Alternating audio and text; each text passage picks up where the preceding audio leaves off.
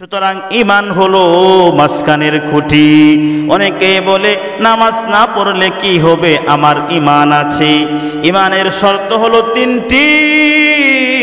আল ইকরারু বিল লিসান, মুখে স্বীকৃতি, ওয়াল আমালু বিল আরকান, কাজে পরিণত করা।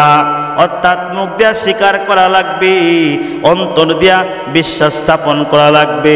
অন্তর দিয়েও বিশ্বাস করতে হবে, মুখ দিয়েও স্বীকার করতে হবে, কাজেও পরিণত করতে হবে। নামাজ পড়তে হবে, রোজা রাখতে হবে, যাকাত দিতে হবে, হজ করতে হবে।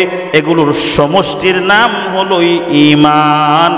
ঈমান যার আছে সে হলো মুমিন, যার ঈমান নাই সেই হলো বেঈমান। ঈমানের কারণেই বান্দার নেক গুনাহ আমলগুলো কার্যকরী হবে। ঈমান না থাকলে বান্দার নেক কাজগুলো কার্যকরী হবে না।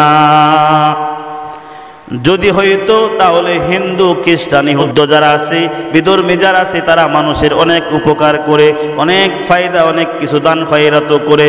তার মানে তাদের এই আমলগুলো তো আল্লাহর দরবারে কবুল হওয়ার কথা ছিল, কিন্তু হবে না। কারণ হলো তাদের মধ্যে ঈমান নাই। এই কারণেই তাদের এইসব ভালো কাজগুলো আল্লাহর দরবারে কবুল হবে না। আর মুসলমানের একবার সুবহানাল্লাহ বলার আমলও আল্লাহর দরবারে কবুল হয়ে যাবে।